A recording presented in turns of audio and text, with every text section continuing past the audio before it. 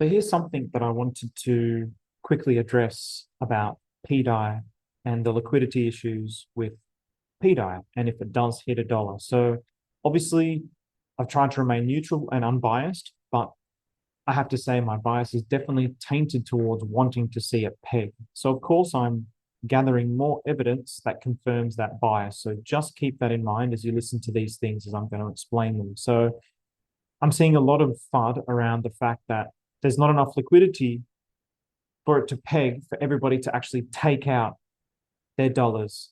Now, why is this to me an absolute nonsensical argument? Well, the reason why it's a nonsensical argument is because you've literally described not only all of cryptocurrency, literally every single cryptocurrency token doesn't have the liquidity to match the market cap, like literally every single one without exception. And you've literally described the entire financial system. So the fiat financial system. So I'm just going to show this here. I wanted to find the chart, but as I couldn't find it, but I've seen it before and I've shown it in a previous video. If anyone has that link, please link it below. It basically shows like a graph showing like how much liquidity is in Bitcoin, how much liquidity is in gold, how much liquidity is in. Actually, you know what? Let me just quickly. How much liquidity in Bitcoin, gold, silver, real estate, uh, banks. Let's just see if it comes up with that. No, okay. People, oh, maybe if I type graph. In any case, okay,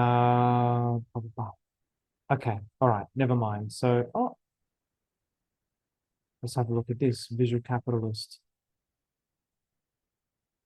Yes, this is the one. Silver, cryptocurrency, military spending, US budget. Okay, so each one of these boxes represents $100 billion worth of value. As we go all the way down, have a look at this. So now we're up to the money supply, the global debt, which for the record can never, ever, ever, ever, ever, ever, ever, ever, ever, ever be paid off. There's not enough liquidity in the system to pay off the global debt. So then you have global real estate, then you have global wealth, so on and so forth. Now look at derivatives.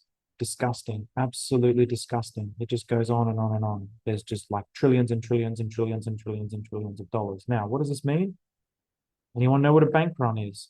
So the fractional reserve banking system, this type of banking currently used is the most in most developed countries. Banks retain only a fraction of their demand deposits as cash. The remainder is invested in securities and loans, scam, whose terms are typically longer than the demand deposits, resulting in an asset liability mismatch. No bank has enough reserves on hand to cope with all deposits being taken out at once. So when people talk about, oh, if pDAI gets to a dollar, then how's everybody going to be able to take all their money out?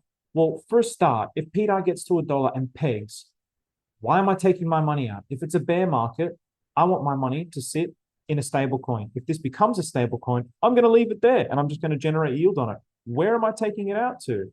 That's point number one.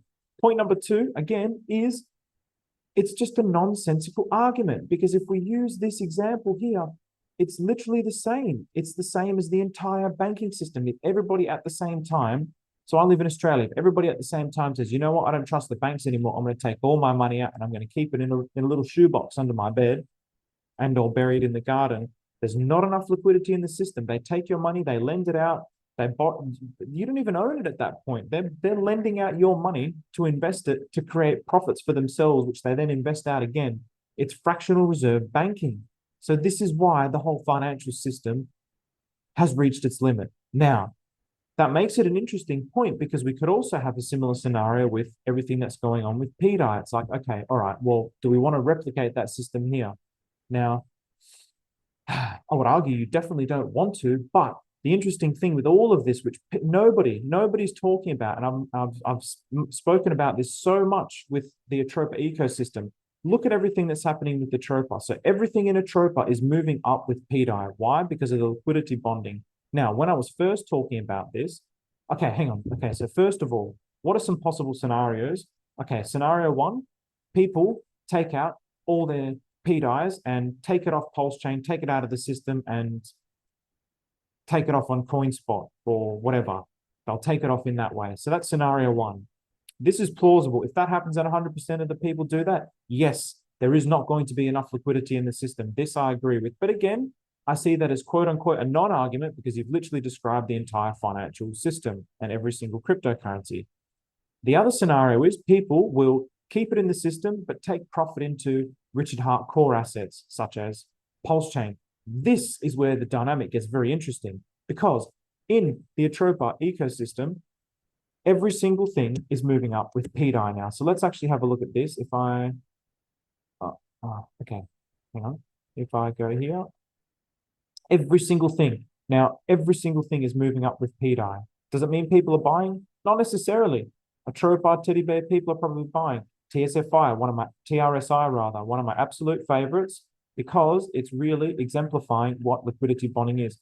Look how this also is moving in the exact same way, as look at that. It's like literally mirrored to pDAI and Atropa. It's literally mirrored. It's exactly the freaking same. So what does that tell me? So all these assets are going up. So the whole system is going up. So everybody's value is going up. So now, where are people going to take their profits from pDAI? Are they going to take it into anything within the Atropa ecosystem? Are they going to take it into Pulse Chain? So the most likely scenario is they would probably take it into Pulse Chain. That was my original play with all of this, is that I was going to take it out of Pulse Chain. I was going to take it out of Atropa assets and put it back into Pulse Chain and then take it into stable coins. That was going to be a play for a portion of my portfolio. So now this is where things start to get very, very interesting with the Atropa ecosystem. At the start, they were inversely correlated. So for this period here, as I've shown in countless videos, this period here, as Pulse Chain was going down, Atropa was going up. Then this particular period here, Pulse Chain was going up and Atropa was going down. Now, they seem to be more correlated. So as Pulse Chain is going up, Atropa is also going up. As Pulse Chain is going down, Atropa is also going down. So what does this mean? Because of the way that the liquidity is bonded, if people then start to take their pDAI out into Pulse Chain, well, is that also going to start to pump Pulse Chain? Is that also going to start to pump the Atropa ecosystem, which is also going to start to pump pDAI? So it creates this really unique and interesting dynamic. The other one is this entire ecosystem of tokens, hundreds of tokens. Now we've got dysnomia, which is, there's already like, oh boy, there's probably already up to like almost 100 with everybody creating these chat log tokens. This network of tokens, as I've shown in so many videos, not in so many videos actually, but because there's all these different routes for people to extract liquidity out of, it keeps it in the system. It can potentially keep it in the system. So as Atropa is going down up, maybe someone's going to swap their Atropa ratio for Teddy Bear. That might end up being a good ratio, or it might end up being a good ratio between Atropa and TRSI. And then so you're going to get this interesting play where the liquidity is going to flow around and within the system. So as you take it out from one thing, then you swap this to, oh, come on, what's going on here? Where's my little? So then this can get swapped into here. This can get swapped into.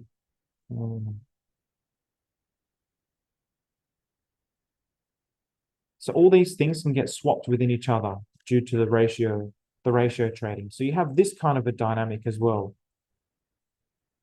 So then the liquidity that actually backs pDAI, people are not realizing, yes, it is fake. It is like fake liquidity, but it's still liquidity that can back the collateral in you could say like a fractionally reserved way. That's how I look at it. So here there's 24K liquidity to 27 million market cap, which means only $24,000 of value is actually in here that can actually be taken out. So this is the Pulse Chain to Atropa pair.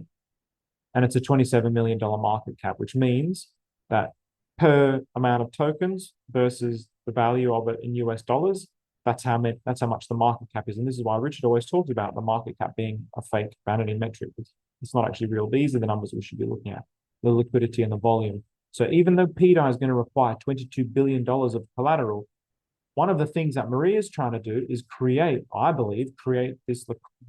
the Atropa ecosystem as a collateral backing for the pDAI system. So when you have hundreds of tokens that are moving up with it, So as this is going up to $1, these are also moving up with it. So the liquidity in all of these and the market cap in all of these is also increasing as pDAI is increasing. So that's where the 22 billion backing comes from. And again, yes, it actually is plausible. It is a plausible argument to say that not everybody can take their liquidity out. That is a 100% plausible argument. That is the side of the argument that I'm not denying. But to me, that is an imaginary, what does Richard call it? An imaginary impossible. It's like, okay, yes, that can happen, but it can happen with the entire banking system. It can happen with the entire cryptocurrency system. It literally happens in every single financial thing across the planet. So why is that a point of contention with pDAI? This is what I don't understand personally. So for me, the collateral issue is a non-issue. The issue is whether and how it's going to peg. That's still the part that I don't fully understand. That's the part where I've speculated that it can happen with. So with the stable swap videos, you can check the stable swap videos out. I'm theorizing that by bonding the different how they'll get bonded up, the pStables, in a way that the ratios will determine that will keep them pegged to 1-to-1.